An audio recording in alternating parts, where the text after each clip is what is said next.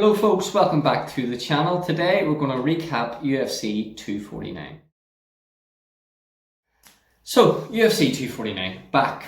Finally got some sports back on TV. It's been a tough couple of weeks without live sports to watch. I've been going crazy. I said during my preview that I wasn't 100% sure whether that card was actually going to go ahead. Thankfully it did. I'm based in Belfast, so the fight started at 1 AM UK time and didn't finish till about 6:30 in the morning, so stayed up all night to watch UFC. Absolutely no regrets because I love this card. So what I'm going to do, I'm going to just break down what happened, what I saw, what I thought, who impressed me, and where this leaves us for the up and coming fights. So the card itself, we mentioned in the preview, this was stacked. Obviously there's so many fights cancelled in the lead up to this due to this virus. So they were cramming a lot of fights in. Looking at the main card, the first fight on the main card was Hardy versus De Castro. I mentioned in my preview that although I know who Greg Hardy is, I've watched a couple of his fights, I'd never seen his opponent fight. I'd said maybe that's because I'm probably more of a casual fan than I let on.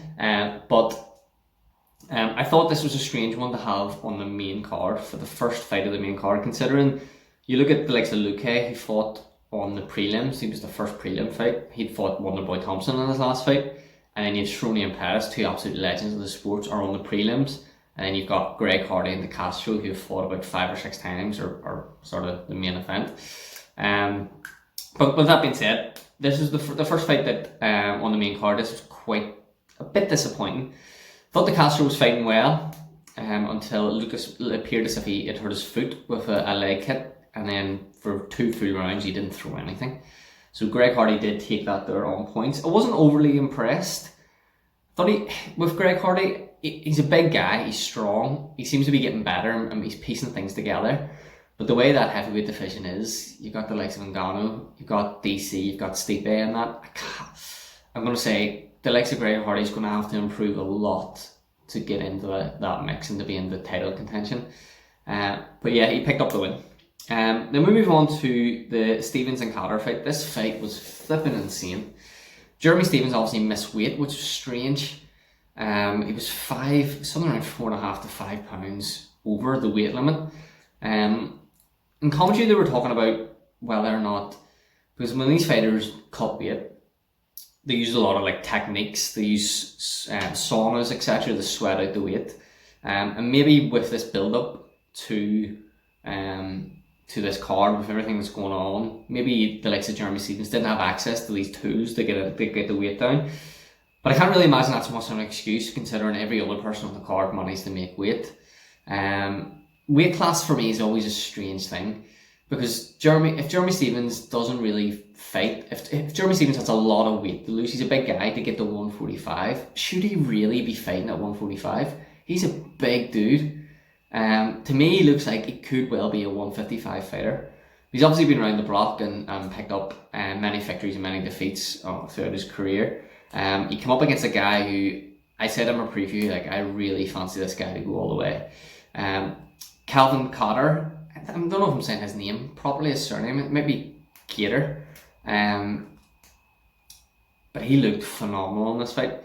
He'd even mentioned in his post-fight interview that once he pieces his full game together, people in this division really need to look out for him. I had said before that I think this is a rising star. He is older than I thought he was. He's in his 30s, but he hasn't been in the UFC that long.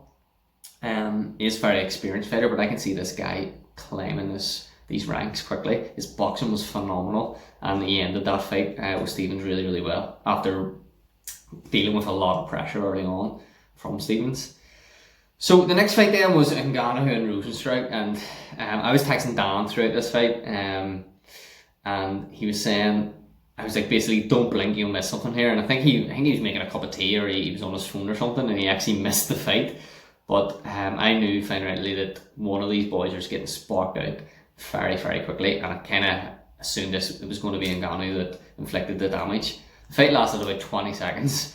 It wasn't, technically it didn't look very clean. If you look at the replay, he was swinging for the hills and he missed quite a lot, but he connected with that left hand and put him out. It just struck me as Ngannou just did not fear this man at all. And he just went, if I put it on him, it'll end ASAP, and that's exactly what happened. Scary, scary man. I do expect him to become the champ at some point. I think we're waiting to see what Stipe does. I believe he has an eye issue. We're looking at the Stipe DC thing. The DC thing's weird because I think DC's just trying to retire now. And I don't think he wants anything to do with Ngannou. Maybe that's disrespecting DC. He's obviously a world-class, amazing fighter. But I think he wants that Stipe fight and he wants to go out with a win. So I can't see DC fighting Ngannou. But I think it's only a matter of time before Ngannou takes that title and rules that division for a long time. So we'll move on to the Cejudo and Cruz fight. I was a wee bit disappointed in how this one turned out. I'd said before, although I think Henry's an amazing fighter, his team and his whole cringe thing, it's what he plays on, he recognises himself, but for me as a fan, it's too much for me. I can't buy into the cringe factor. Even during the weigh-in when he was kicking the pillows and stuff, it just makes me go, please just stick to fighting. Cruz, big fan of. He's obviously been on for a long time and it kind of showed a wee bit. I think he doesn't believe in ring rust, but maybe he's just getting a bit older as well. Like cutting down to 125 is difficult for 135. Whenever the older you get, the harder that weight becomes. That might sound silly, but because it's such a light weight, the older you get, even though you're only 35 now, I think Cruz is, it can be hard getting back down to that weight. I think he didn't look as fast as he normally is. He still moved well. He was a bit unlucky. He got hit with a knee and went down. I thought, although I don't really dispute the stoppage, I thought it was a wee bit early. I know he got hit with 11 unanswered shots, but I do agree that Cruz was standing up and there was about 2 seconds left of this round. So, and another referee would have let this go and we would have got a third round. But the way the fight was going, I do think Henry was going to win the fight regardless.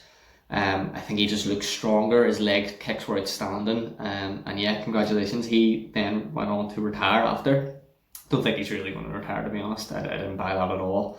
He seems to be a bit of a rising star in the UFC, and it looks to me to be a bit of a negotiation with him. He's probably looking at a new, bigger contract, so I do expect to see him back in the UFC, but if we don't, then that opens up 2 full divisions, and it'll be interesting to see what Dana does with him. So then we get on to the main event. What a fight this was. Ferguson versus Gaethje. I had Ferguson to win. I think a lot of people did. And the only reason why I had him to win is because the guy doesn't normally get beat. But taking nothing away from Gaethje in this fight, he was outstanding.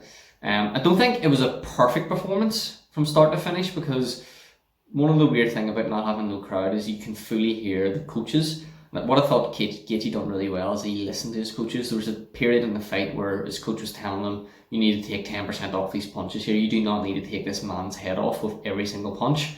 And I thought Gaethje listened really well, and he just outclassed Ferguson on the night. Ferguson, not to take anything away from Gaethje because it was an amazing performance, but he didn't look himself. I don't know if he's just getting a bit older now. There's people saying that he cut weight twice in the same month. Maybe that there had an impact on him. It's possible, but at the same time, we can't tell. 2 men fighting and Gaethje came out on top. So I think that puts to bed our Ferguson Khabib fight. It looks like it will be Gaethje versus Khabib, and I do think Khabib will take that fight because he's so good at getting people on the ground and smothering them. But if Gaethje, every fight starts on their feet. Gaethje is a high level wrestler as well. But if he connects with one of those right or left hands, his left hook was vicious. If he connects with that on Khabib on the way in, then we could have a real fight on our hands. So yeah, that was the main card. I'm very, very impressed with it. The only fight that disappointed me slightly was the Hardy and the Castro fight. If we look at a couple of the fights on the prelims, we had Cerrone versus Pettis. Now I had a bet on this fight. I picked 7 fighters to win. I picked Luque in my first fight, and he won. I picked Luque in the first fight and he won. My next fight on my accumulator was Cerrone versus Pettis. I had Cerrone to win this fight. Unfortunately, he didn't take the win. However, whenever you look at the points, you look at the decision, I kind of thought Cerrone took that fight. It was very, very close. I think Pettis was slightly surprised that he was awarded the decision, but overall it was a great fight. Wee bit disappointed because the fight ruined my bet, because then as we go on, I had Hardy to win, I had Kattar to win, and I had Ngannou to win. So my bet was doing quite well until the Cerrone The decision messed it up for me, but disappointed with that result. I can't imagine it being too much of a scandal. I mean, these two fighters themselves, they're getting on now. They're fighting on the prelims. I don't think anyone's really going to contest that decision too much. It's not making much noise around the world to say that Cerrone was robbed or anything. But I think if it was maybe a title fight or a fight on the main card, we'd have more noise in that direction. But it was close. I enjoyed the fight, and congratulations to Pettis. So my picks for in my preview, I had Luque to win. I only picked a couple of prelims fights, but I had Luque to win, I had Cerrone to win. On the main card, my predictions were Hardy, Kattar, Ngannou, Cruz, and Ferguson. So out of the main card, I got Hardy right, I got Kattar right, I got Ngannou right, and unfortunately I got the co-main event and the main event wrong. It's tough to predict these fights. It's really, really hard to get it right, but I think it was close enough. I really overall enjoyed UFC 249. I cannot wait till we get proper sport back. If you enjoyed UFC 249, please let me know in the comments below. If you like this type of content and you haven't done so already, give the video a like and subscribe to the channel. Alright folks, that's my thoughts on UFC 249. Peace out.